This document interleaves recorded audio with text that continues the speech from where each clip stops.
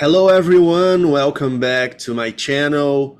Today I'm having the great pleasure and honor to be talking to Professor Dr. Stephen Hales, who is a professor of philosophy at Bloomberg University at Pennsylvania. He earned his doctorate at Brown University, and he is the author of several books, such as Nietzsche's Perspectivism, which is going to be a subject on our talk, and also many others like A Companion to Relativism, uh, What Philosophy Can Teach You About Your Cat and Dog. Those are two different books. So it's a great uh, pleasure and an honor, sir, for having you accept my invitation, and I welcome you to our interview. Oh, thanks for having me.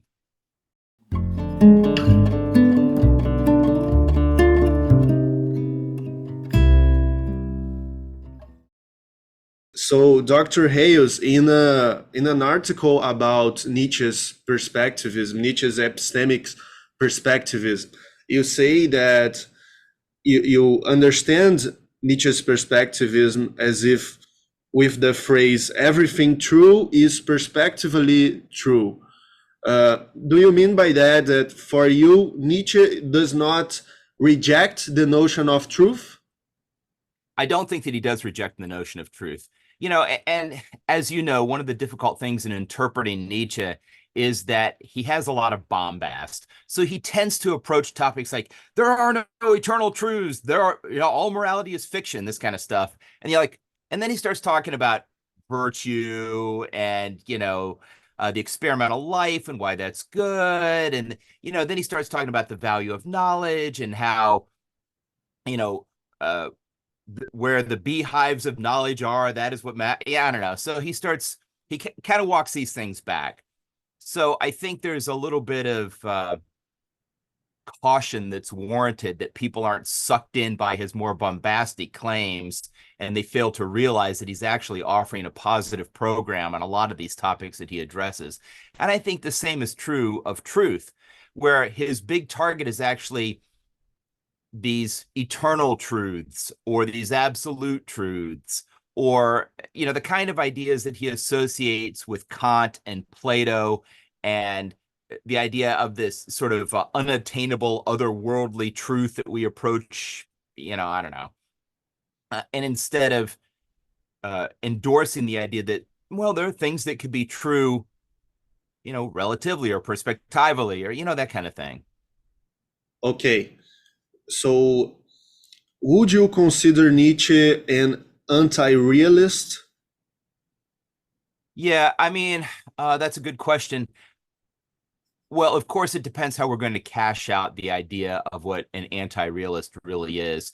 And I'm inclined to say yes on most interpretations of that idea. That, when you take a look at his criticisms of logic, for instance, I don't think that he's critical of logic as an inference procedure. In fact, of course, he had a pretty idiosyncratic understanding of logic, I think, when you look at who he refers to. But what he doesn't like is any particular realist metaphysics which is attached to our interpretation of logical formula. So I think that's kind of his beef, not about logic itself. So, I mean, do I think that he's an anti-realist? I cautiously say yes. Okay, good. Uh, so you certainly are aware of the area of studies in perspectivism inside the philosophy of science. Even your article is part of a collection of articles organized by Michela Massimi, who is a philosopher of science, and she talks a lot about perspectivism. I was wondering, and I'm trying to do this a little bit in my research, uh, how far we can go with Nietzsche's perspectivism in a way to try to make Nietzsche's perspectivism approximate to philosophy of science perspectivism. Is it possible for you? For you? Right. No, I mean, I think there's certainly affinities and overlap in what the interests are between the kind of scientific perspectivism that Michaela is interested in and other people and what Nietzsche is onto. But I think it's more valuable to see him as kind of a precursor to these modern ways of thinking about perspectivism.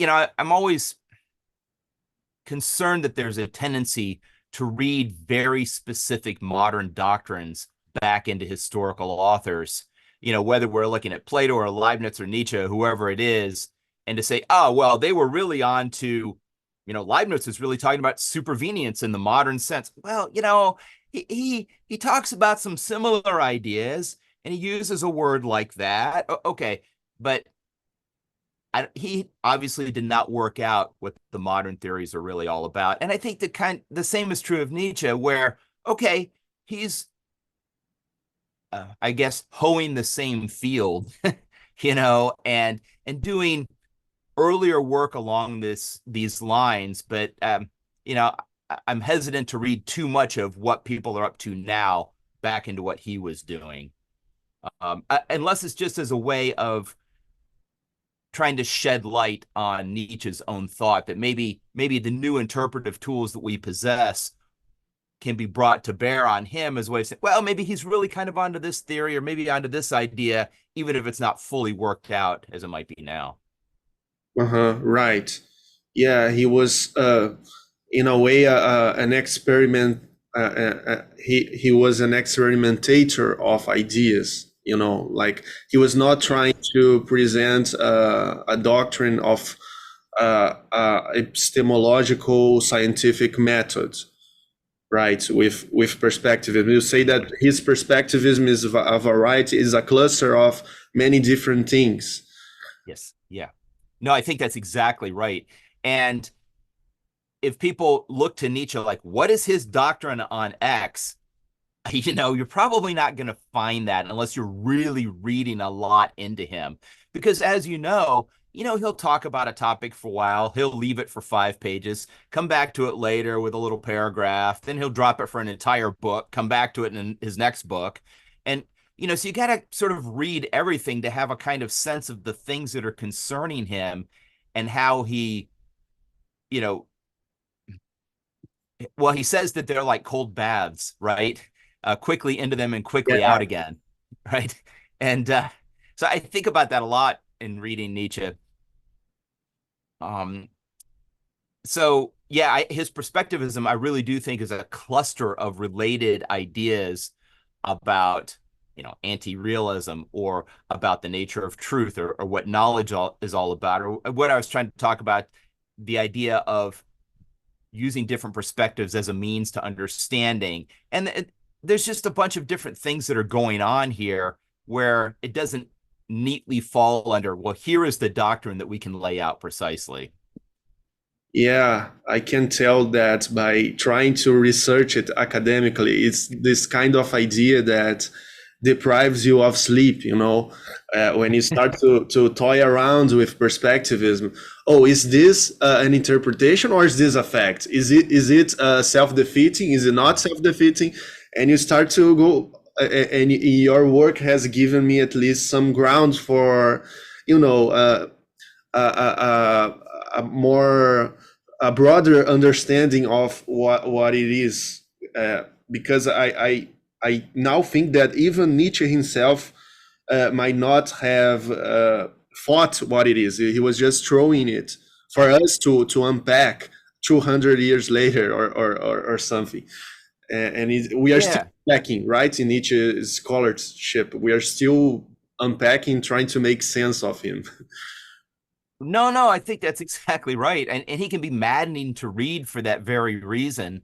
And, and the fact that he tries out all kinds of different sorts of styles to get his ideas across, whether he's writing this kind of novel with Zarathustra, whether he's using poetry, songs, aphorisms, essays, just all kinds of different things to try to see what he can generate, see what he can come up with, and exploring a bunch of different ideas. And maybe that's one way to think about him, is so much of his work is exploratory. Yeah.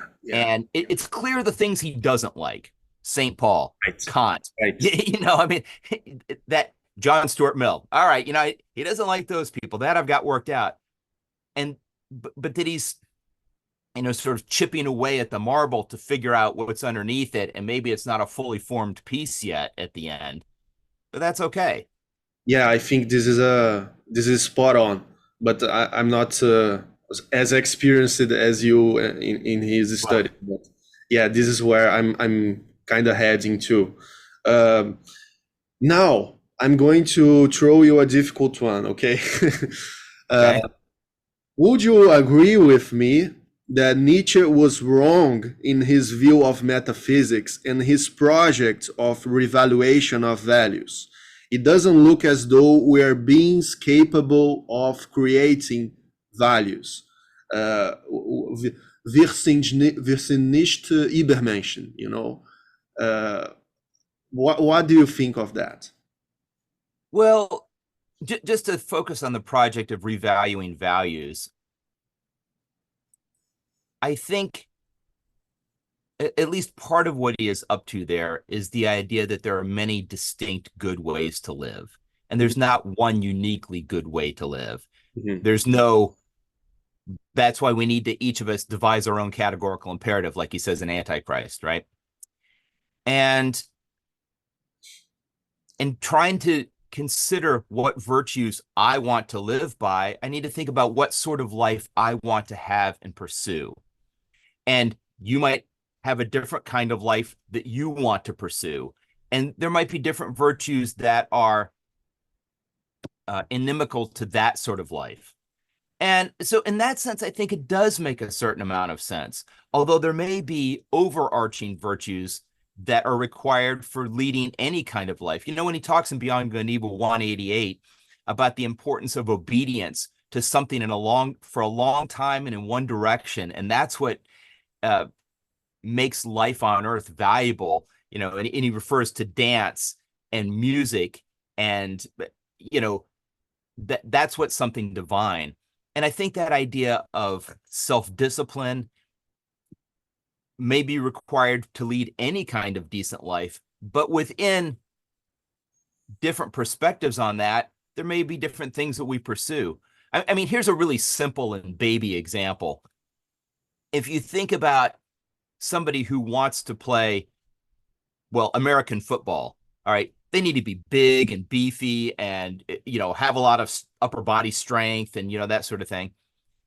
But those are very different virtues from someone who wants to be a professional cyclist, right? Where you don't want any upper body mass, where you want to be legs and lungs and that's it, right? And you want to weigh 140 pounds and not, be some beefy guy. So in that sense, there's different kinds of virtues depending on the lives that they want to pursue. Yeah, and I know that's sort of a toy example, but so in that sense, I think Nietzsche does make some sense here. Now, how far can we go with these reevaluations? I mean, certainly not beyond the value of life itself. He talks about that in Twilight of the Idols. So Right. that seems to be the final point. Look, I mean, life itself evaluates through us when we evaluate values or something like that, right? So, I mean, I think we can make some sense out of the project that he is onto and the value of living one kind of life for a long time and then pursuing something else with great seriousness.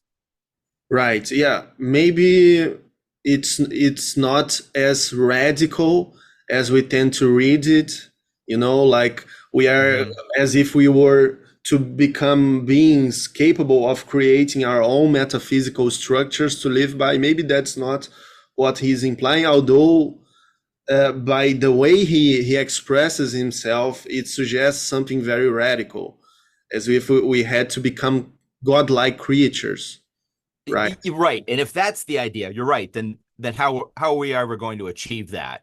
That Yeah. seems like something beyond what human beings might be able to do. But if we think of him, well, I mean, in one sense, it is kind of radical to say, look, I don't think that there's one absolute moral truth that everybody needs to live by, which, and certainly during Kant's time, would have been a pretty extreme idea. Yeah. When Right. you're enmeshed in, I don't know, Kantian ethics, for instance, and you think, okay, here's the one moral law that's true for everybody in all times and all places. And Nietzsche's like, look, I think that makes no kind of sense, that there might be individual virtues and different kinds of good lives and this kind of stuff. So I think probably during his time, that was quite a radical notion. That's To right. us now, it sounds less radical, but Yeah, it was. We can't forget that he was writing in a very Kantian and Lutheran context, right, and that's right. maybe just speculating. It is possible to see how the analytic ethical philosophers from the UK, G. Moore, D.W. Ross, I think. Mhm. These guys were trying to propose objective morality, but not this rigidly. That there is a metaphysical structure to reality, and that involves also morality, but there's not one kind of life that is the mandatory kind of life. Maybe he this would be maybe a polemic statement even for the Nietzscheans, but maybe Nietzsche would be a little bit more sympathetic to these guys than from the Auguste de Comte, Immanuel Kant Mhm. from his time. I don't know if that made any Oh sense. yeah, no, I mean maybe. Although to take more, for instance, I think, and I know I may be the only person who thinks this, that Nietzsche would be sympathetic to the consequentialism that More offers, but Awesome. not to, but I do not think that he would be sympathetic to the idea that happiness is the summum bonum, right? Right. That he clearly wants to reject. He calls John Stuart Mill a flathead. Only the Englishman strives after happiness and Twilight of the Idols, that kind of Right. stuff. Right. um, but the idea that of consequentialism, that what we need to think about is what the consequences of a certain way of life are with respect to life. Is it life furthering? Is it life enhancing? Or is it something decadent? Okay, I mean, that's kind of consequentialist sounding. You know what Yeah. I mean? Yeah, and that's the only criteria that he offers for evaluating in his written work, right? I mean, I can't find another one As as far, yeah, I think you're right. the affirmation of life. And well, how far do you think we can go with Nietzsche today, as both as individuals and as scholars? As my last question for you. Uh, well, hmm. I think as scholars, the the great thing about Nietzsche is he's a fountain of ideas. I mean, he's just a tsunami of ideas and all kinds of different areas, you know, where he's he's got these ideas about the evolution of morality. How is it we change from, kind of the ancient aristocracy values to what we Right. have now? His polemics against Christianity, his ideas about knowledge, just all kinds of stuff going on here. So in that sense, I think it's exciting to read from an intellectual point of view, and he's exciting to read because of the brilliance of his writing. I mean, he said that there were only two good writers in the German language, Goethe and himself. And Yeah. I'm like, you kind of have a point. Yes. Yeah. so, so it's just fun to read him just for the language alone. So in that sense, I feel like he's a very fruitful philosopher for us moderns to read and examine and think about. As far as how much we could incorporate his ideas into contemporary philosophy, I guess that we'd have to look at that piecemeal. Are we talking about his ideas about ethics, his ideas about the genealogy of morals, his ideas about perspectivism, Yeah. his ideas about understanding and knowledge? I mean, but I think that that's true of any historical philosopher. You read them, you see how they're approaching the same or similar material from a different point of view, and you're like, well, okay, that's an interesting way to think about it. And maybe I can get something out of that for work that we're doing now.